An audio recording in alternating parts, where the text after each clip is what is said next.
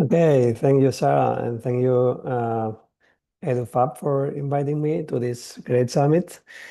So I'm Roger. I'm connecting from Barcelona, Spain.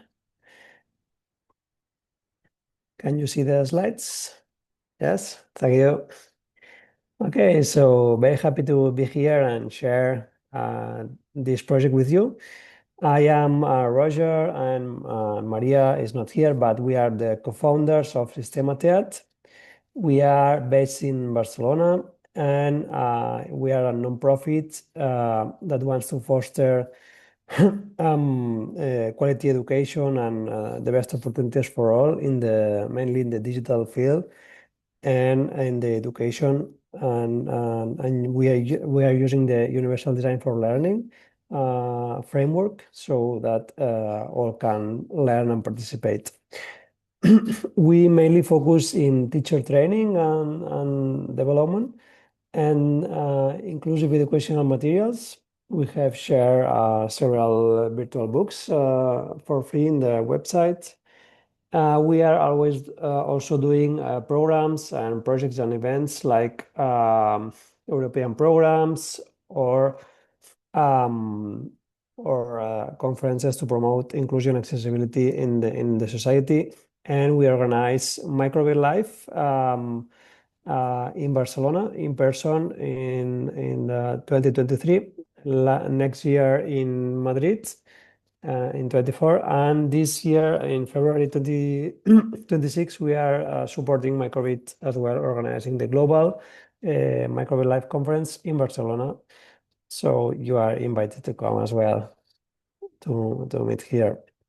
And and later, after doing some trainings, some years of trainings, and doing and global goals related trainings and robotics and ICT, we realized that there were a need of new tools that are more accessible and inclusive. And so we have been working during the last 4 years in these two projects, Scratch Tactile and Diversibit. Diversibit is an expansion board for Microbit to make it more accessible. It's like a giant Microbit for little students or students with disabilities. It's tactile and multi-sensory, and it will be ready in 2 or 3 months, we hope. So we are very excited for it as well. So let's start with Scratch Tactile. So this is Maria with 8 years old, and you can she was looking the everything through a tube. No, imagine you walk in the streets looking through a tube, a very small tube, and it's very difficult, to walk, to see your colleagues, to learn in the classroom if you are a child. So this was the Maria life, my colleague, and and well, as you know well, and she has not a good experience, no, at that time. The mates and the teacher were not prepared, and it was difficult, the learning and the motivation and the relation with others. And in the world, there's a lot of, there's 60% of people with some type of disability, and a lot of students with some specific learning needs. If you are teachers, you know this. Then we proposed we were doing an Arduino workshop, and everything was so small, so tiny that Maria says, "I cannot do this. No, how a blind or low vision person can do this?" And I say, "I don't know," but we decided to make a change. And we proposed the Scratch Foundation to make the Scratch Tactile version, unplugged and tactile version, to make it inclusive and accessible for all. And they accept us in a program of 2 years, collaborating with organizations from all around the world. And it was amazing, and they support us, and we create this together. And and the idea is learning to code without the screens. No, this would as well for places without connectivity, touching without vision, but as well seeing. No, so it needs to be beautiful and good for all. And then as well, it's better to learn social and collaborative because the screens usually usually makes that we are working individually and not collaborating a lot, and sometimes distractive as well. Sorry, and we decided to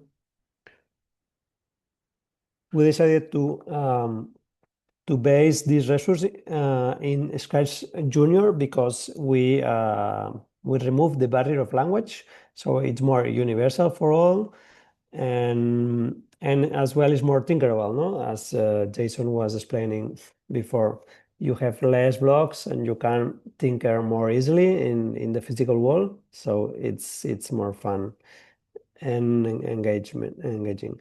Um, so you probably know Scratch Junior, and so we have characters, we have backgrounds, and we have blocks. No, so in the Scratch Tactile we have these three elements as well, and some more like tactile elements to make it a better experience. So our values are this is an open design, so you can do it yourself. And today we will see briefly how can you make it yourself in with laser cut or 3D printing, and you can modify or remix all the designs. And we have a creative and caring community online from different countries that are sharing makes and designs and things useful for teachers. As well, it's low tech, so you don't need screens, batteries, or even electronics. So it's just unplugged. It's like a board game, we can say, but that is an educational resource. And then it's easy to do it yourself, no? So we tested with a lot of students and teachers from different contexts. And for example, we were testing with Chloe. No? Chloe has a motor disability, and we were telling them to choose for a character, and we proposed different characters to them. And Chloe at the beginning was a bit shy, but instantly when she saw this character, no, with the wheelchair, she was inside, no, she was happy, and she was because why? Because she was feeling represented, no. So this is very important to choose as well to represent all in all the activities we are doing, all the images, etc. And another example is David. David has autism, but even he's old, is like 14. Um, he was getting a bit, well, it is okay, the level for him, because with the autism, he has a lot of challenge in the language and in the cognitive reasoning. But he was happy participating, but he started to got tired, and starts talking about football, soccer, no? So and Messi and we said, okay, the solution is that we can make a soccer project. So we instantly draw in the background, that is a paper. We draw a football field, and then he made Messi with the Play-Doh. And then, okay, the goal is Messi needs to do a goal, so coach Messi, no? So it is very easy to adapt to the interest of the students. That is the really nice thing. And so we test with this number of students, teachers from different ages and contexts and different types of disabilities, because we want to reach all. And we learn about their size, the relief, the color contrast. They want to understand the reality. Even they are blind, they want to understand what others understand. So the icons, they want to learn the icons, they want to learn what we can see. And they want to feel represented and have agency, and all loves to put blocks together. And low vision is quite common, and the creativity is more engaging as well for girls. That is a very good aspect as well. So it is not for children with disabilities, it is for everyone. And this is the material. You can see all these materials that we are going to see in the next slides. But we have the characters that are 3D printed. We have the backgrounds that are magnetic, and we can change the backgrounds inside. That is a paper, leather paper or A4, compatible with both. And then we have the blocks that has relief. You can see the icons has relief, so it's very easy to understand by touching. And we propose them to at first to discover the material without seeing. We include an A mask in the box, and these activities are very good, so they can empathize with blindness and different disabilities and reflect about this and reflect about inclusive design. If they are designing something, how to make it for all. So we impact at this point this number of students. We donate more than 300 kits, and we have amazing global community in the website about a lot of teachers and educators from different countries. So to understand a bit more, what can we create now with the Scratch Tactile? Let's see what the community is doing. So, well, as I mentioned, the older students and educators can make it, no? Can change the design. So this, for example, this girl in Harvard who has done the giant blocks, no, with foam and laser cut. So it's a great idea as well for children. And these ones in New York, they adapt the boards to their island. They live in an island, so they wanted to make a project there. And there are students doing new characters, as you will see in a moment. With Tinkercad, it's very, very easy. So they can design more characters. And we propose that all the students can make it and donate. Imagine your students are doing 3 kits every year, and they can donate to youngest students. So your kindergarten and primary students can have 3 kits every year, no? So it's or you can donate to other schools or to special ed schools as well. And or for example, this teacher invented this about using microbit with conductive foil, so we can detect when the character is placed at this square, and then we can make a sound or add a variable or count points or anything. And for primary and preschool and special ed, they can create their own projects, as we are seeing now, about any topic. No, it's like Scratch. You can just print or draw a background and print or make yourself a character with Play-Doh or draw it and then code it. No, it's full unplugged. So it's more about collaboration, talking, and agreement, and then proposing a challenge to one another or sharing with others. No, it's as I mentioned, it's without the screens. So it's very good because they need to reflect and understand and use their hands. And usually it's funny because you need to collaborate. No, it makes you collaborate. Okay,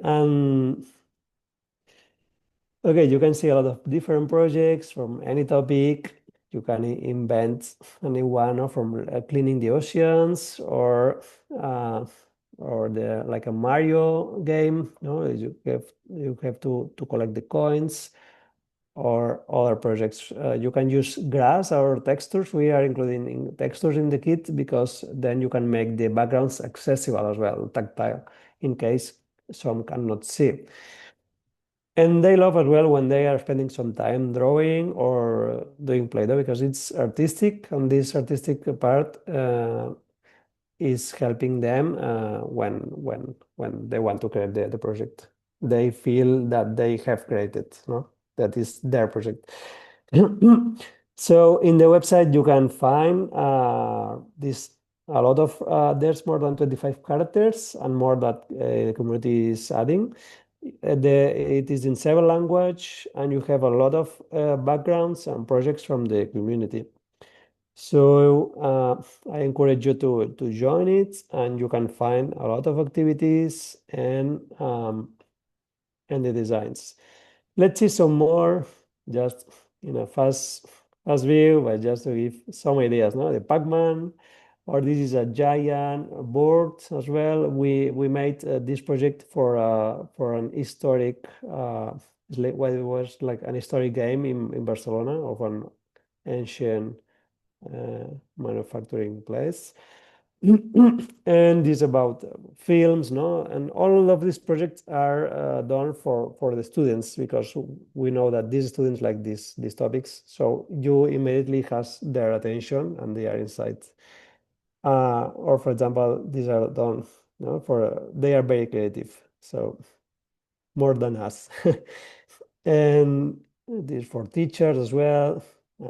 So you can see you can create very easily different characters to make your projects more rich. There's specialized students. Okay, and here you can see some that has been created by teachers. This has been done by using FUAM, 3D printing, and the boards using FUAM. So of course you can do at your own way. Even we recommend some, or you can do it like this: transparent boards with acrylic, or this giant cat, or okay, so you can adapt. And let's see some other options. For example, these are for example, we recommend as well they can start using the floor, and you can code the students, like making a story, like a theater play. And let's see as well now the how to fabricate. No, for example, this has been done by cardboard, so it's very cheap materials in this case. And this is another idea, no, of using it's a smart idea of using this projector to project in the floor, so they can use the squares and use the backgrounds. And they can learn what are they learning. So a lot of things, no, the computational thinking skills like this composition, big story in small parts, or simplifying, or debugging, no, finding errors, or evaluate the best solutions. So it's the initial mental activity you need for when you will code later. But we are using computational thinking every day for our daily life, no? And for example, this is our first activity, no? Create a simple story in groups, place one character, code, and add another one, and keep coding. And we can propose to start with these blocks, and that are the more simple, the movements, dialogue, sound. We can just talk and do the dialogue oral, or we can write in a post-it, for example, the song or the dialogues. And then another challenge could be to start adding these other functions, no? The repetition, the change background, the loop. This wildcard is to invent new actions, or so like jumping, singing, or anything, or collecting waste. These are the parameters. So they are just dots. It's not Braille. That is quite challenging to learn, but it's just dots. They are numbers. And then these are when to bump, when you touch one with a hand, and the synchronization with message. And we are doing now a program with 50 schools from all over the world, and we are doing them kits, giving them kits, and doing research with 2 universities. So we are as well very happy about this program that's giving us and them a very nice experience of sharing experiences and learnings. So we propose that you can make it in your classroom, and as well reflect about how UDL can transform your Fab Lab or makerspace.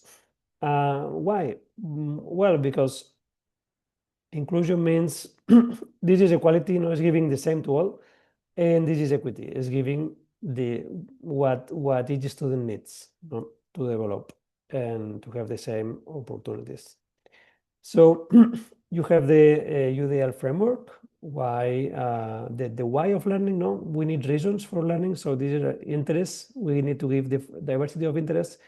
The what, different means of perception, and how, different means of expression. So this is why there's not only one way to use it. So you can easily adapt, and we give different ways of using it. And and if you integrate this UDL framework in your makerspace, you can guarantee that what you create, it can be used for a wide number of people, and with sensory needs, learning styles, and you make them more conscious and social aware. And yeah, and then so it's good when they are designing that they can reflect on this, and they can test with people with disabilities. No, this is the best option, so they can understand and make questions, or just see how they are using and learn how to improve their designs. Because there's a lot of things that are not really accessible, even websites, apps, and a lot of physical things or spaces. So okay, so this is the advantage of using this in your makerspace. Okay, so let's see how to fabricate your own kit or your um, objects, elements from the kit from Tactile Junior or Scratch Tactile. So let's see if, okay, this is the website. You have some videos and some pictures about the community. And then you have here the guide. This is about how to use it, how to use, if you have the kit, how to use it in the classroom. But here you have the Make It section, where you can find all the guides and designs to do it yourself. And so here you can find the blocks. You can download is SVG, so you can edit in Inkscape or any software like this, or Illustrator. So you can find two versions. We have like 1 layer and 3 layers, because it depends how you want to make it. This is because 1 layer is like what you are seeing here, no? Just to cut this, but then you are doing a hole in the middle. But if you want that it has relief, we recommend using 3 layers or 2 layers. 2 layers is more easy. We are recommending now. It's like the bottom and the icon. We paste the icon in the top with glue. You can as well 3D print. No, you have both options. So we have different different designs for 3D print in Zip or in Tinkercad, and we made a lit version or light version, and this is the regular ones. Oh, wow, a lot of remixes. And this is the original ones with the original size. And then you can find them separate to make it more easy for your 3D printing that usually has this size, no? And you can see these are like a simpler version, because we are using only one color for each block, and it's not a relief but a hole.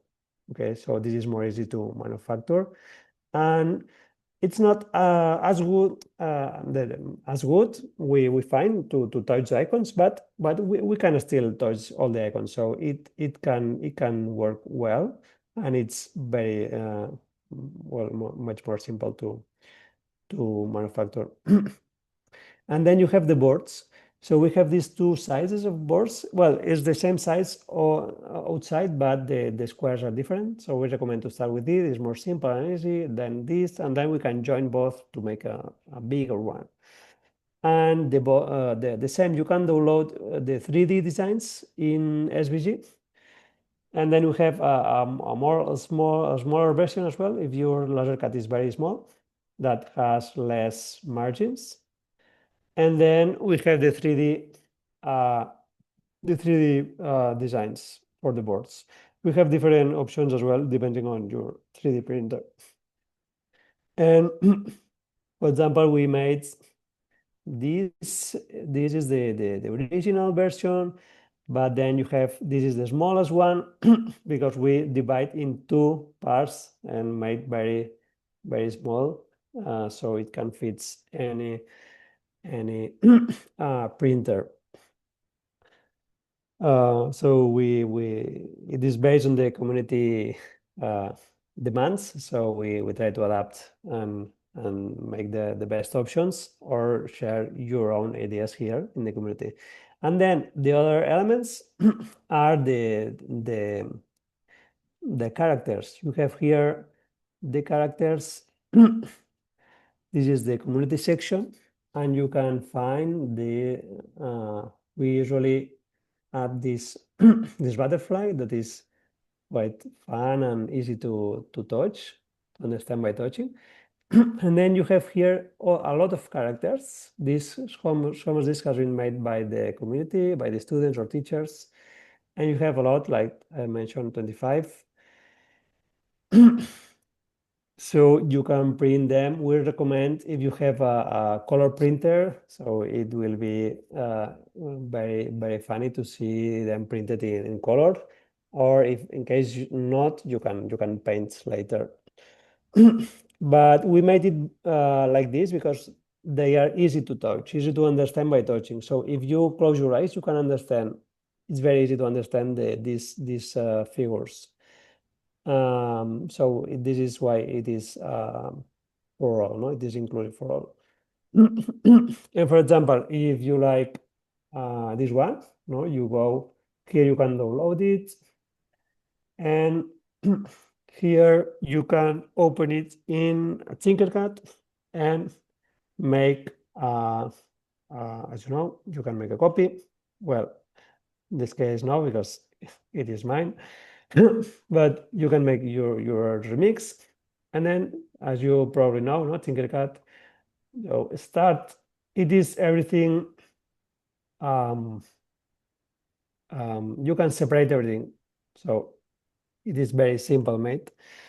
So your students can easily ungroup and start making your own designs. It is a very fun activity. Then we encourage them to share. If you want, they can share. They can sign up with a student account that we are not asking personal information, and they can share their designs and participate in a league that we are doing, a makers league, and like a contest, and we are giving some prizes to the best or to the more original. So we encourage you to share your designs or your student designs, so others can make them in their schools, and be inspired by your creativity. Okay, so well, this is about how to print, a guide how to print these joints, to fit good. Okay, and well, these are pictures about the donations. For example, this is in Peru, some in Uruguay, and some from different countries where we donate kits. And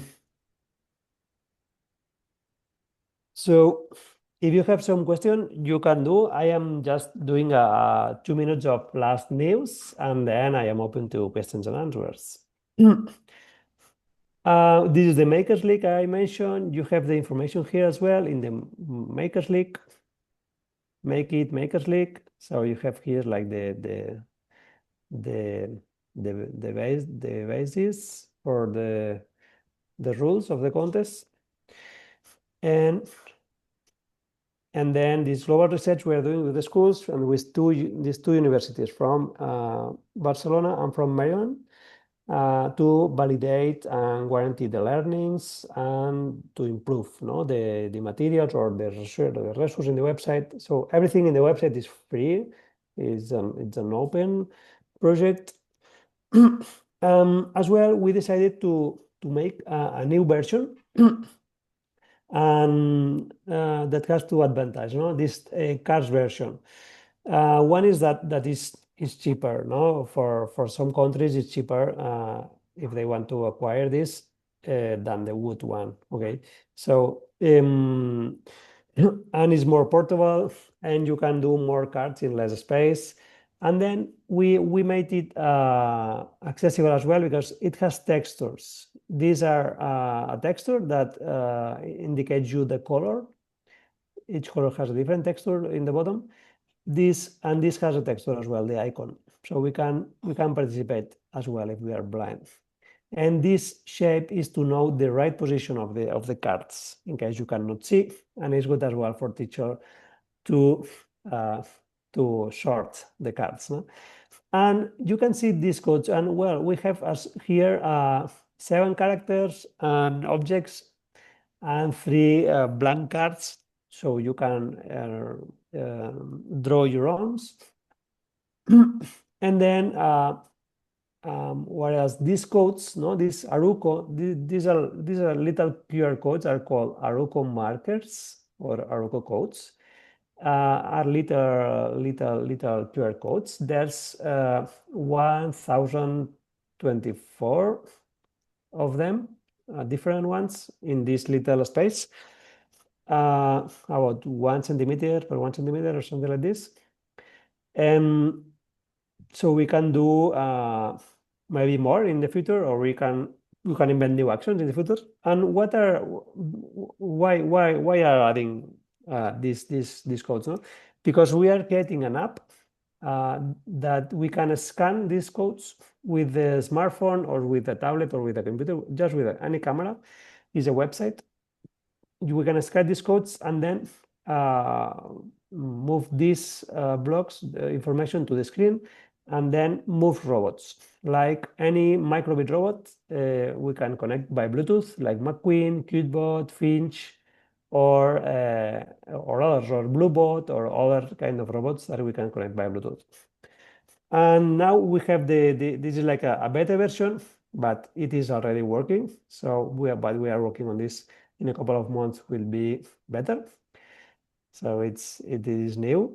We can connect right now these 4 robots by Bluetooth, and then you scan with the camera.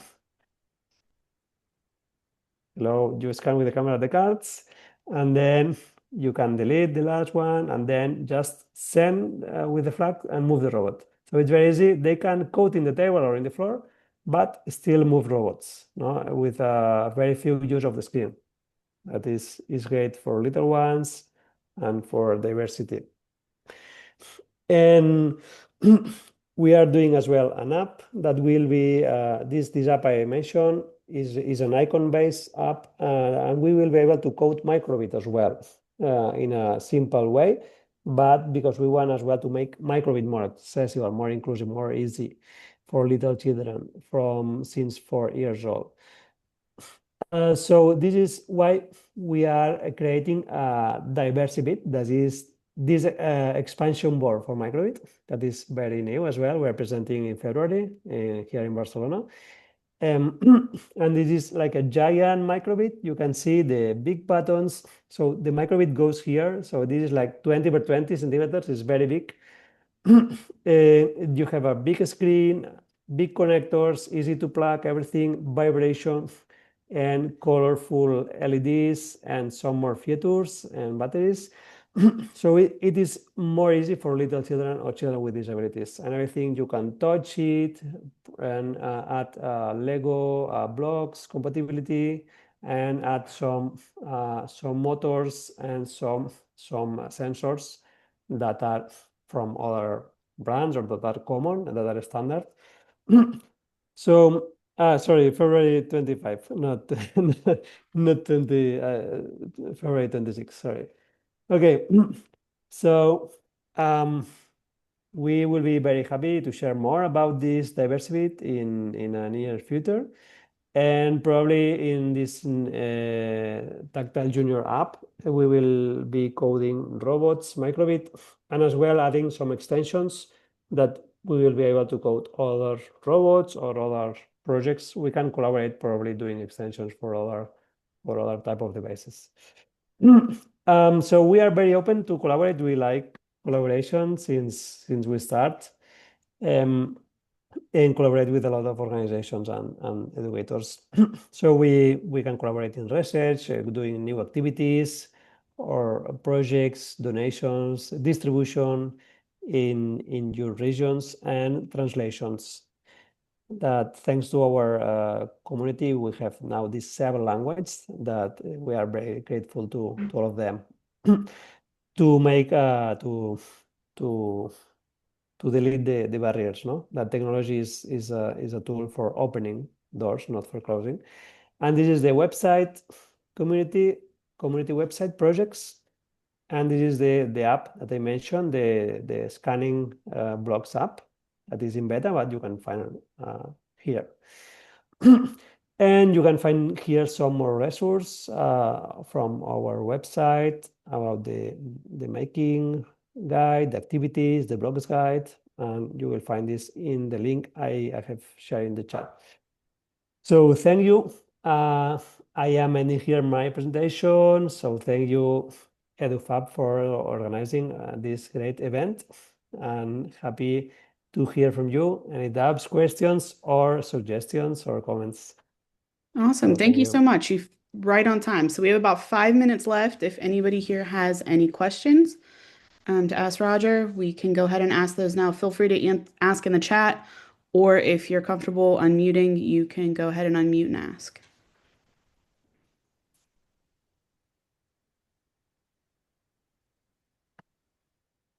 Hi, my name is Ryan.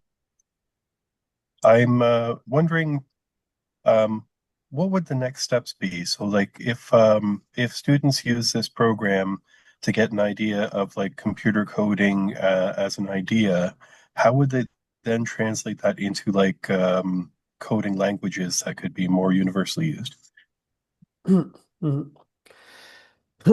Yeah, this is a very, very good question. We can say that with this, yeah, some people don't want to use the word code, no, but well, it is coding, it is programming, because you are doing an algorithm and you are doing a sequence, and you are using the control structures and the same structures that you are using when coding with Python, no, a lot of them. But of course, this is not the same than coding with writing coding, no? So this is the next step. But you know that there's a tendency of using a low code paradigm to create new applications, even in the companies. I've seen some companies that are using blocks to create applications for banks or for moving robots in an industry. So it is as well a way of coding that is more easy. You have less errors, and you can start. And the most important thing is that they are starting to think the way you need to think, to be structured and to organize the information, the steps, and you can have this thinkerability more easy. But of course, I am as well encouraging you, if your students are able to, after this, go to coding, like writing with Python or JavaScript or language, that are more powerful, of course. So I think it is good for starting and for doing tinkerable things, like fast things and testing things and prototypes, and but of course has limitations for the other ones. So